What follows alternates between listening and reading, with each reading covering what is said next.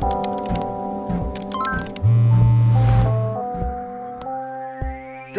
morning, good afternoon, good evening, and welcome to another episode. Working on OpenShift and sometimes we have a This is so awesome. are an open culture that it's actually in a big piece of the component for your GitOps work. Everybody has something that they can say. On top of the Red Hat portfolio.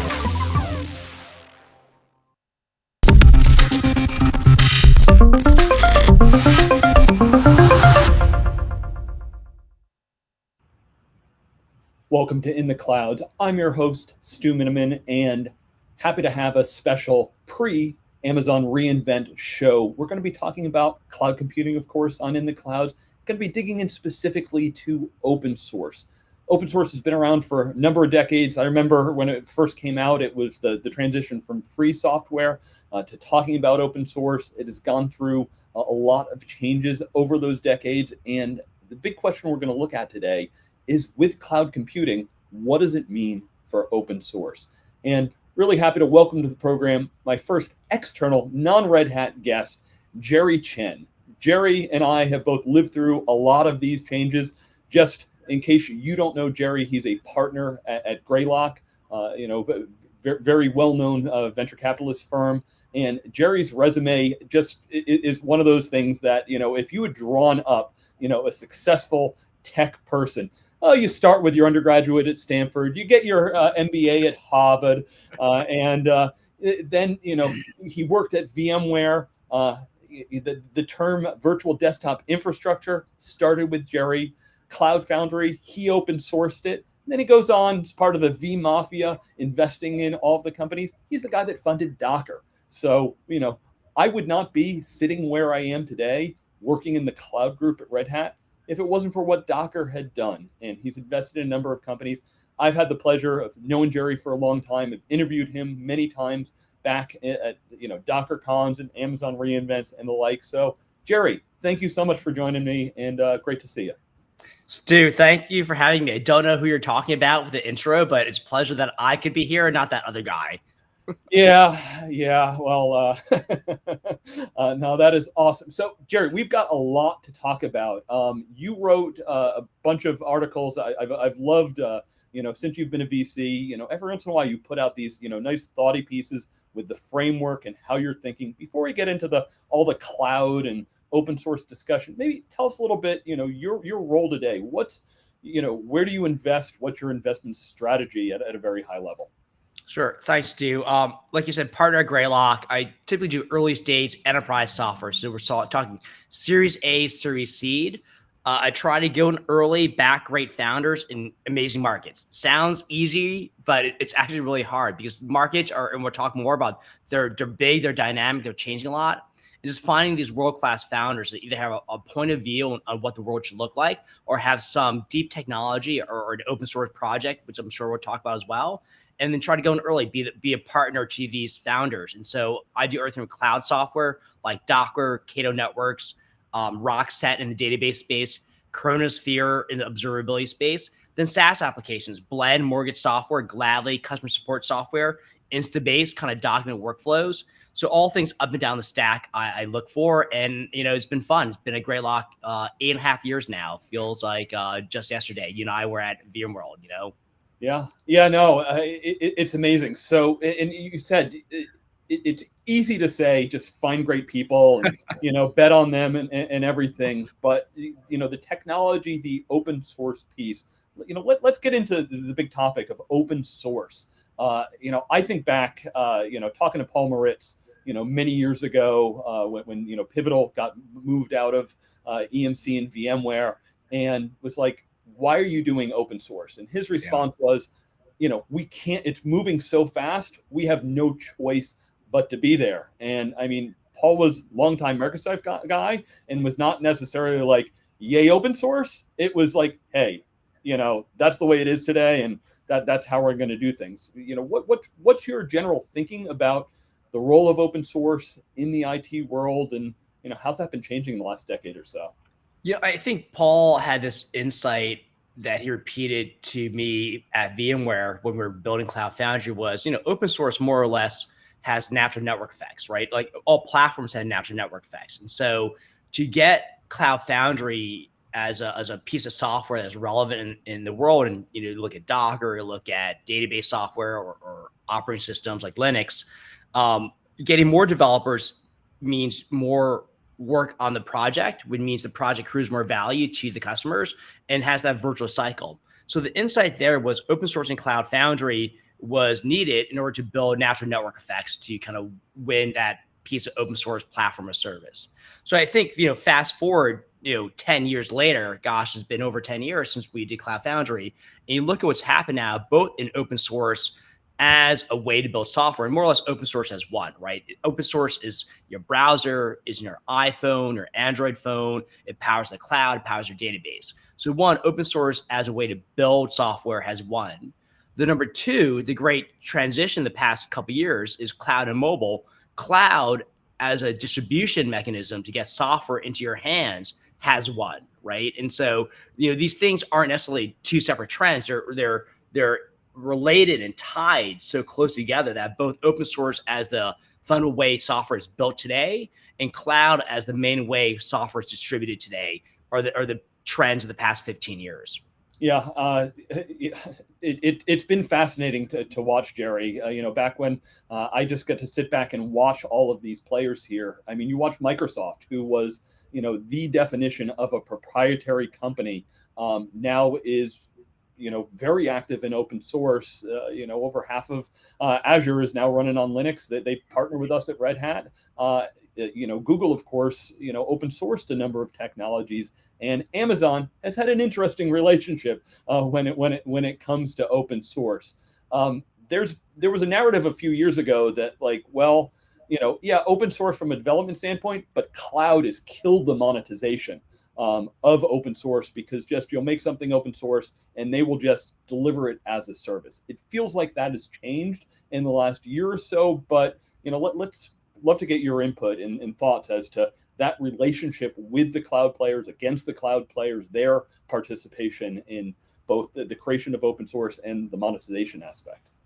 Look, I think open source is a way software is built. It's not a business model, right? I think people kind of lump these things together. So let's separate the two. So open source is the way software is built, shared, distributed, collaborated on. And then business models are different ways to sell the product to the market. And there could be things like support for on-premise software. It could be things like distributed through the cloud as a SaaS service. So it's not just open source that had to change the business model. It's all software, Stu, right? It's, look what happened. Siebel in the CRM space to Salesforce.com. That's cloud. And arguably, there's open source underneath Salesforce.com, but the way SaaS has changed application software like CRM has changed as well. VMware, a company I worked at for almost 10 years, that was proprietary software. The way VMware needs to monetize has changed the past 10 years, now working with all the big cloud providers. So open source, again, companies like Red Hat or MySQL that Oracle bought, or more recent companies like Kafka, Confluent, HashiCorp, Docker, et cetera. Now the way those companies monetize, either A, selling on-premise open core products or support, right, depending upon your flavor of productization, or number two, selling a cloud hosted version of your product. So all of a sudden, the flywheel that I described in some of my blogs, thank you, like castles.com or greylock.com/castles, is there's a problem awareness, solution awareness trial. Before, you had a problem in an open source solution and you tried it by downloading the software and you ran it on your own laptop or own data center. That can still happen with a lot of open source, right? You discover the product in GitHub, whatever, or a Slack or Discord community. Now you get from discovering the technology, learning about it on Discord or whatever, downloading it. But oftentimes, instead of downloading or running it, you just click run it in the cloud. And there's a free or cheap version hosted in the cloud. So all of a sudden, Stu, the line between open source and cloud hosted proprietary SaaS blurs. Like look at MongoDB as a great example. Started as open source, still is open source, but people were downloading, a container of MongoDB. Now Mongo Atlas, their cloud hosted version, is entirely in the cloud, is a cloud service. Still got a lot of open source, but there's a lot of non-open source stuff around MongoDB Atlas because that's how they actually run the software. And so the value, quite frankly, has changed, not just of the software bits itself, but a lot of value in cloud is how you operate it, how you run it, how you scale it, how you secure it, how you support it. And a lot of that stuff in the open source world or the cloud world today is not necessarily open source. A lot of that's proprietary, closed, or IP. Yeah, I want to. You made a really good point. Something that we actually say at Red Hat too. You need to separate that. What are you creating, and then what's your business model? Our CEO Paul Cormier says we are an enterprise software company. We just happen to have an open source development model. Jerry, when it comes to understanding that nuance between how I develop and how I sell.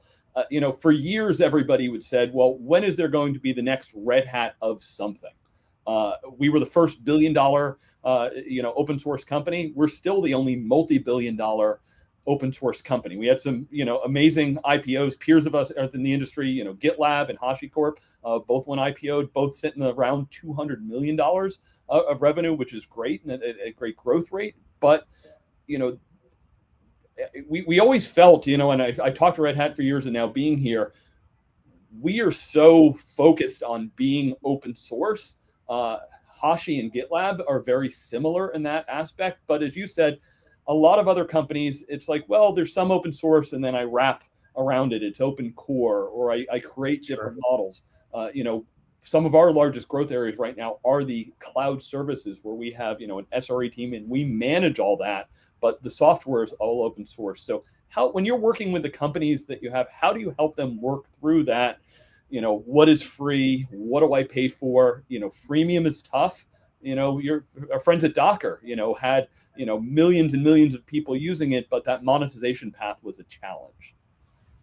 Yeah, it's interesting. I mean, you can argue that Red Hat was the first, maybe only $1 billion in revenue.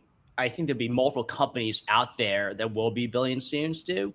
You can argue Amazon Cloud is open source company and well over $1 billion in revenue, right? Look at, what underpins, S3, EC2, Elasticsearch, et cetera, on Amazon is all open source. So, I think that you mentioned Red Hat's own business model managing open source now for your customers. Those models are starting to blur, right? So what is an open source company? What's not an open source company? It's on some spectrum from, pure support and download the bits and write me a check to like, hey, I'm going to run it for you in the cloud. And, Amazon's all over here. And increasingly more and more of the software companies and startups I work with are over here, right? And the key is like, you got to look more like a cloud service, not just because, you're trying to compete against Amazon, right? And we talk more about how Amazon, Google, Azure, and the rest are now monetizing open source, like we talked before. But also, it's how customers want to consume the software, And it's all of a sudden the API-fication of the cloud, right? Everything now isn't just a repo that you can download. Now everything wants to be an API. So all of a sudden, you have this programmable cloud, for lack of a better term, where there are a bunch of open source bits running the cloud. You can call via an API or whatever, and just run your database, run security software, run your analytics software. So look at companies I'm involved with, like Chronosphere and Rockset.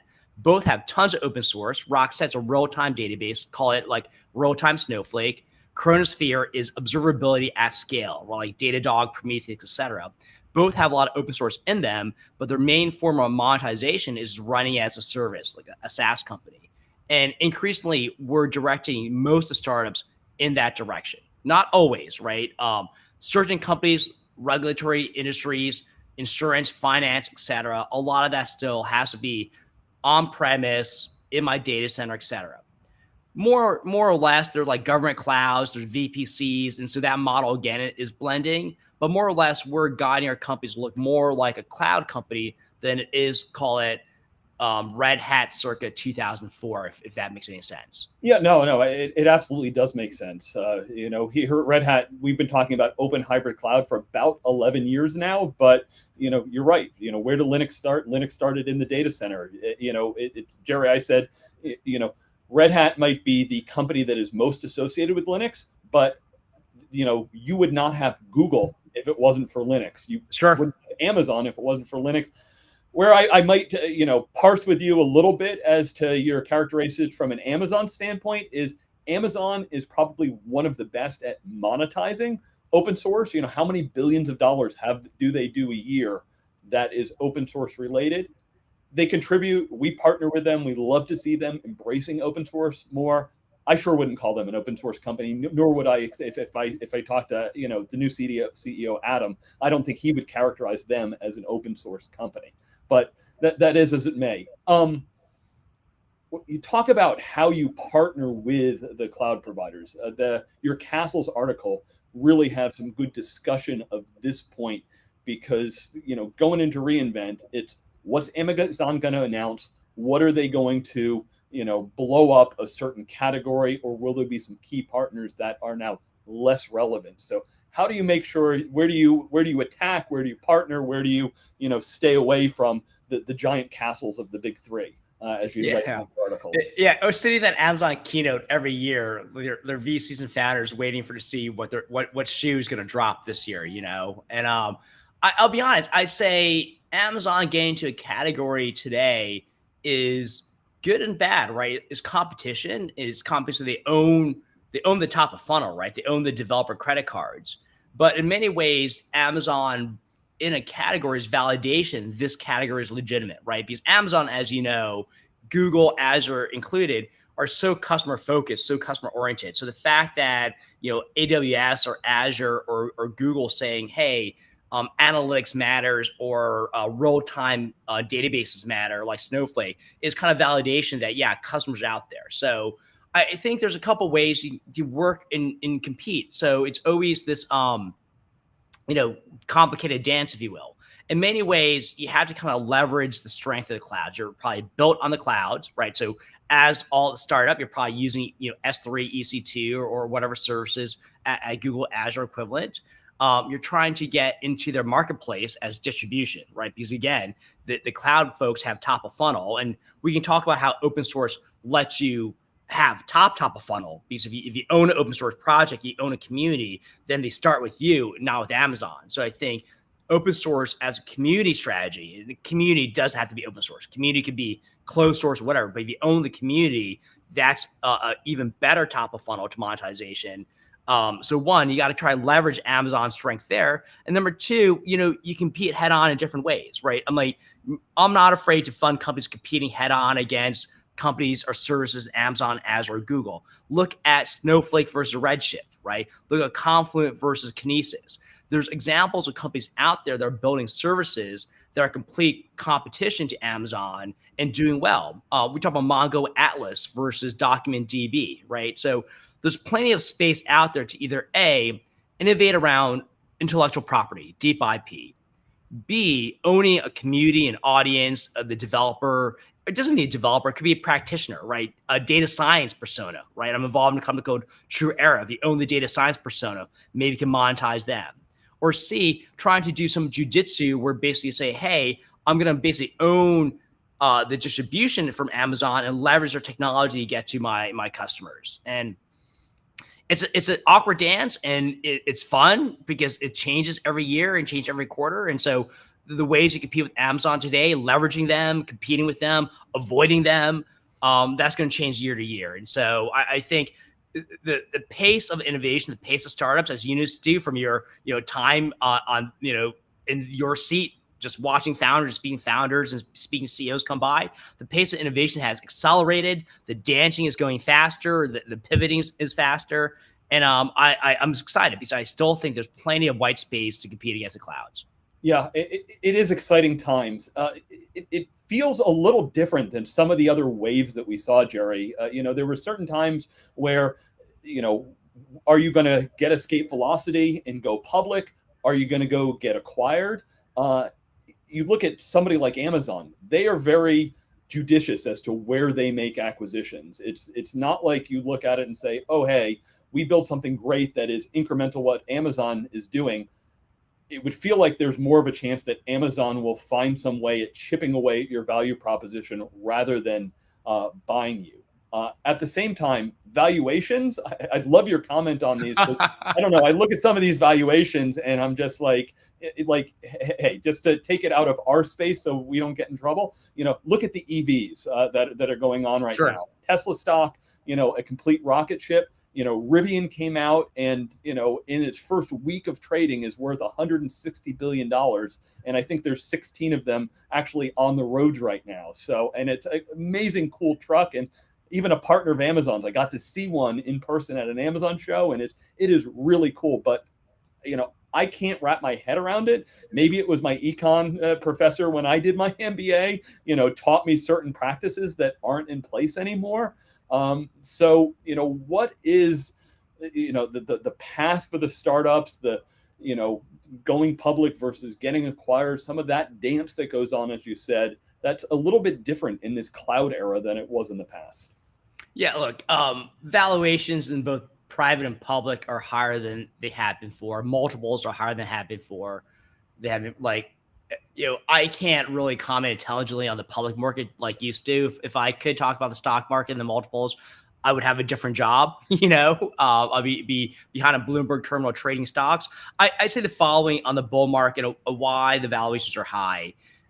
It's because the investors in Wall Street can argue or becoming to realize how valuable the cloud is and SaaS is, right? And so remember when the first SaaS companies went public, Workday, Salesforce, ServiceNow, et cetera, the street didn't really understand the power of recurring revenue, the advantage of SaaS had. And all of a sudden, I think as SaaS companies and cloud companies now are going public increasingly, both private and public, we see that these markets are bigger than we've ever imagined. Two, the model of SaaS and cloud is stronger, more resilient for a bunch of reasons, right? You're collecting better data, you have more intimacy with the customer. And so the valuation, the multiples are going up because we realize that these cloud companies and SaaS companies can keep growing and growing. The past 2 years during COVID has showed that. What's been the most anti-fragile part of the economy the past 2 years? It's been tech, right? All of a sudden, we're working behind a camera on Zoom or Teams all day. We're ordering food via Instacart or Uber Eats or DoorDash, right? All that stuff's based on the cloud. And all of a sudden, when you're buying products through e-commerce and Shopify or Amazon retail's business, you realize, holy cow, one, the technology powering these business models is incredible. And two, these markets are bigger and bigger. So the bull case, Stu, you would say is, investors, myself included, Wall Street investors as well, and in the public markets are realizing that these markets are bigger. These business models are better, more resilient, more sticky when they're subscription-based, and therefore going higher in price.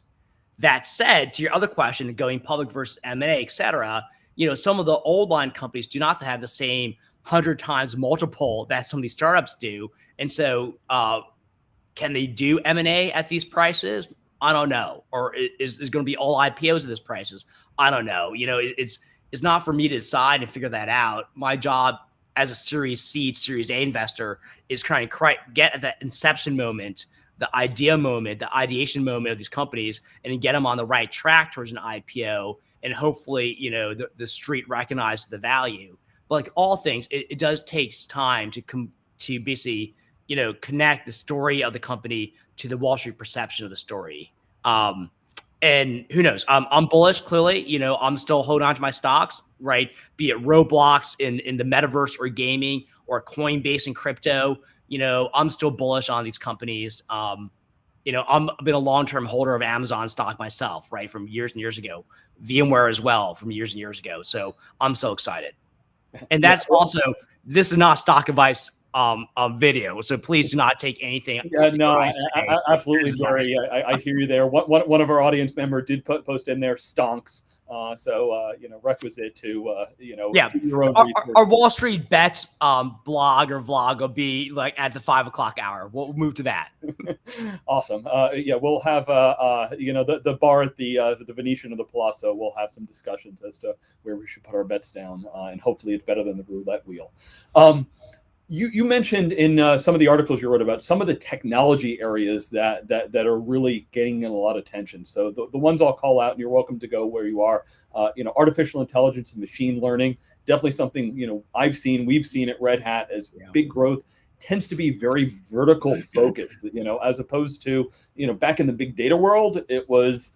Yeah, I mean, you were a board member for Cloudera. It seemed very broad as to where it was going. AI and ML, like every industry and sub-industry has their own solution. So there's just so much proliferation there. And then the area with, I believe you said, unlimited opportunity is security, because we know at the end of the day, there's always room for more tools and more areas to help us, because there is no shortage of attacks out there when it comes to security. So I'll leave those as the two starting, or any place else that you think kind of the hot technology areas, especially, if it's open source and cloud related.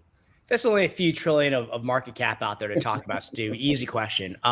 Security for sure. We can start and just comment quickly because it's so broad in the surface area. It increases, right? So there's always going to be more bad guys trying to get at information, be it, sovereign hackers or, commercial hackers. And so there's always going to be a need for more tools, right? And when you talk to CISOs and CIOs, there's an infinite budget appetite for security for obvious reasons. And throwing compliance, throwing everything else there, it makes sense. But that's kind of been an evergreen market for 2 decades. I would say AI, to your point, Stu, is super interesting because, there was a horizontal category of big data, be it Cloudera or, you can argue Redshift, Snowflake, Rockset are all horizontal technologies in terms of data, big data, real-time database, et cetera. Horizontal categories like Chronosphere and analytics and observability. But then machine learning gets more and more vertical, like you said, on purpose, because the data and the models you build have to have some domain to train on. And so one way to compete against the big cloud guys who are going to be very good at the horizontal is go vertical. So you mentioned like Rivian, right? In terms of EVs, you can argue self-driving car companies, be a Waymo or Aurora or whatever, that's the ultimate vertical in terms like the knowledge they have around roads and autonomous driving is hard to replicate in a horizontal fashion. So I think companies in healthcare have involved in one called Notable Health that's focused on healthcare machine learning. So I think machine learning breaks down to 2 categories. One, generic tools like a data robot to help you out, or a company like TrueEra in AI quality control that help you out, or verticals like healthcare, financial services, consumer personalization, where you have specific models trained around a problem set. And, I think right now, both markets are great. I think you're going to see AI baked into every single company. Security companies will all have ML, right? SaaS companies will all ML. Observability companies will all have ML. So pretty soon, I think it becomes ingredient in all these technologies. So we're super bullish on that. I don't know. What other areas of technology we look at? We look at AI, we look at security, we look at like next-gen SaaS companies, right? All aspects of CRM, HR, productivity, like next generation of, the Notions, the Airtables, the world. Figma's a company that Greylock's been lucky to be involved with, right? Those guys are doing great. So we're super excited about some of these next gen productivity tools as well. Me personally, I love cloud. I love data. I love big SaaS companies. Yeah, and as you said, Jerry, we're talking about trillions of dollars of opportunity there, so that's pretty awesome. I saw there was an analyst recently that said that we always look at what percentage of applications live in the cloud. We were sitting somewhere 20-25%. The prediction was by the time we hit the middle of this decade, we could hit 50% of it being in the public cloud. So one of our audience members, Greg Neerman, said, hey, there's an interesting article that, somebody you and I both know, Martin Casado, wrote an article looking at, what is the opportunity cost of doing it in the public cloud versus doing it in your own data center. So you've touched on some of the reasons why people keep it in their data center, but I have plenty of thoughts on, repatriation and some of those financial arguments, but I would love, your take on that. Martin's great, and the work he did there, I think, is super insightful. But it's not really a paradox per se. He admits, I think, in a blog or a Twitter that growth is rewarded above all else. So the reason why a lot of startups go cloud first, even though it could be expensive, is $1 of growth is rewarded better than $1 a margin right now by the street. And I think the argument is at some point in time and scale, you can actually reduce your costs if you repatriate it to your own data center.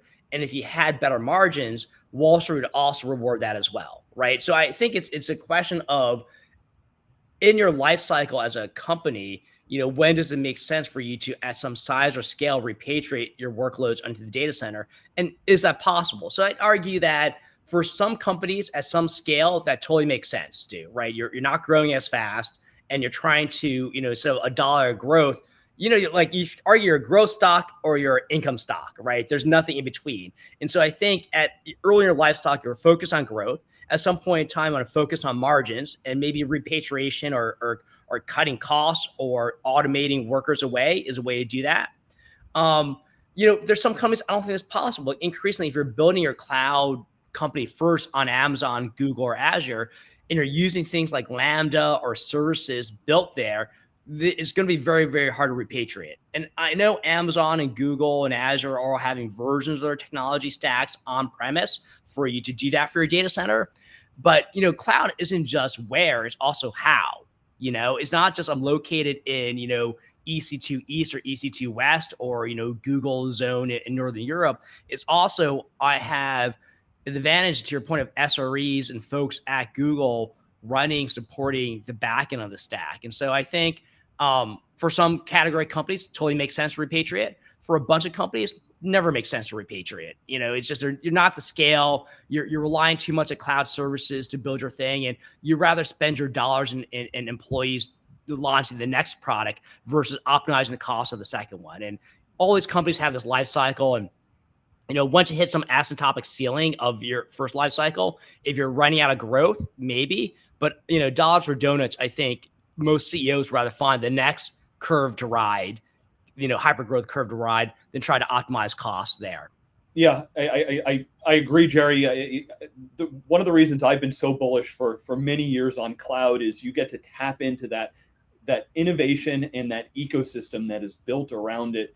And to your point, it's less about the where, but what could you be doing instead? So we do see all the big players extending their reach so that the public cloud isn't just US East and West and the like, but it's now coming closer and closer. We're seeing them extend their reach.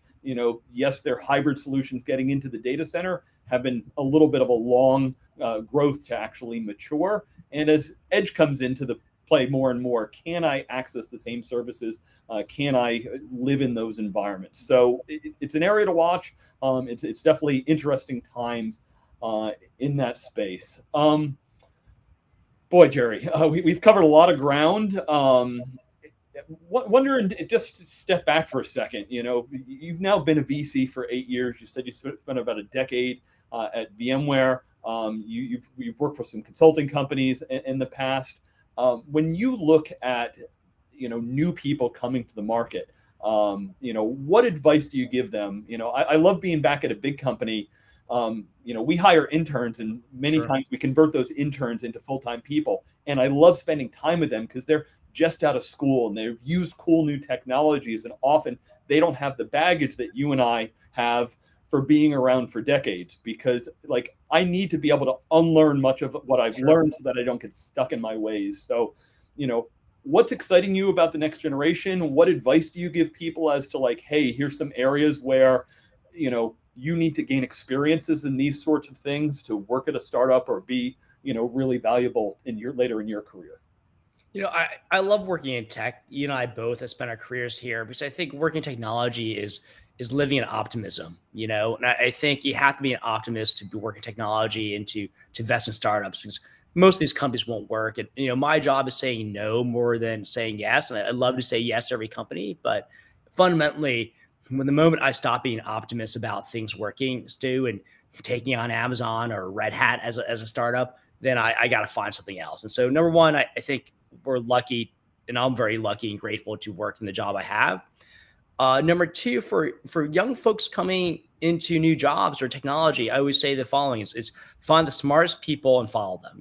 I joined VMware because it was a small company, but it had brilliant people, right? Smartest engineers, smartest product people, smartest salespeople, smartest marketers, and not just technologists, but the smartest freaking people that I ever worked with, and follow them. Number one, just follow the smart people. That led me to Greylock. And number two is don't be afraid to take risks in your career, and it's every day you have an opportunity to not just do dumb risks, but like if you want to make your way in a Red Hat or Amazon or Google or a startup, is you got to take some risks, because there's no risk, there's no reward, right? Both in your career as a founder, as an executive, and be intelligent about the risks you take and have some framework or decision criteria. But if you want to get ahead, take risks, right? Because you get noticed, you'd be successful. And I was lucky enough at VMware early in my career, Stu, to take a bunch of risks, be it build VDI, build Cloud Foundry. And every investment I make now, Greylock's a risk. And some work, some don't work. But follow the smart people, and don't be afraid to take some risks. It's great advice. I wonder, Jerry, one of the challenges with taking risks is at many big companies, if you fail, that could be detrimental to your career. You work with startups, in the Valley all the time. It's, do I have to do the pivot? So what's the role of failure in that whole discussion? Well, two things. I'll make the plugs to do a startup because there's a risk taking is tolerated. I think for big companies, I understand the whole risk of your career failure, and I think bigger companies and smaller companies need to create a culture for risk taking. We talked a lot about Amazon, the whole the Jeff Bezos is always day one philosophy, right? So one, companies big and small should always reward risk taking, and that's a whole separate conversation I can have around leadership and culture. Number two, quite frankly, I wouldn't worry too much about that. And it's easy to say from my seat, but if you're smart and you're talented, you're not going to be unable to find a job, Stu, right? I mean, the number of open recs in our portfolio is as long as my arm times 1,000, right? So if you're a smart, talented person, you're going to find an opportunity out there. If you're around smart people and they see you're talented, they will give you more and more opportunity, even if you do fail. I failed a lot of VMware. There's a bunch of products that never worked. VMware Ace, early product, my first product, great product, really didn't work out. I lived beyond that because Diane Green, a mentor of mine, figured out let Jerry take more risks. Let's create VDI. Let's take a risk there. So one, I get the risk taking. I get the fear of your career. If you're talented and smart, there's plenty of jobs, opportunity for you out there. If you're not talented, not smart, not capable, whole separate question, then that question is, how do I get talent? How do I learn? How do I build my skills? So I'm a level of competence that I can take risks. And we talk about that separately too in career building. But, if you're working in technology and we're in this incredible boom of startups, big companies, market cap, et cetera, I wouldn't be too afraid, so don't take a risk tomorrow and blame Jerry Chen or Stu. Yeah, blame Stu, not blame Jerry. But if you're taking smart risks and you're doing decisions and you have some rationale around it and how and why, then I think people will get it. All right. So, Jerry, final thing. Right after Thanksgiving here in the U.S., Amazon reInvent. I heard it has sold out, which means there will be 20,000 in person, which is about what it was in 2015, which is hard to believe how many years ago that was. I remember going to the early Amazon reInvents and talking to you there. I'm looking forward to being there in person. So hopefully people come find me. I'll be by the Red Hat booth a bunch and, open for some meetings. Jerry, give a quick plug. Which of your portfolio companies are going to be there and what are you looking for at the show? I'll be there. So I just got my ticket. So two things. One, plug for, I guess, my company's Rockset, real-time database, kind of real-time Snowflake will be there. A couple other Greylock companies would be there as well. You should go to, greylock.com/castles to read more about my thoughts. Find me on Twitter at Jerry Chen. My DMs are open. So if you have great startup ideas or have friends or great founders, feel free to reach out to me. And then my email's on the website at Greylock as well, jerry.chen@greylock.com. So please look me up, follow me for more of my random musing thoughts about cloud or tech or bourbon, if you will. And then Stu, I will see you at Amazon reInvent in a couple weeks. Awesome. Well, Jerry, it's always a pleasure to talk with you. Thank you for sharing your thoughts. And definitely looking forward to seeing you at the show. All right. And thank you for joining me. We will have one more episode here in 2021. Hard to believe we're almost to 2022. So join me. We're going to take a break for reInvent. So it'll be 4 weeks from today. Actually going to have Brian Gracely, a good friend of mine, also here at Red Hat, does strategy, if you know him from the Cloudcast. So hope you will join me then. Let me know what guests you'd like to see in 2022, and thank you for joining me in the clouds.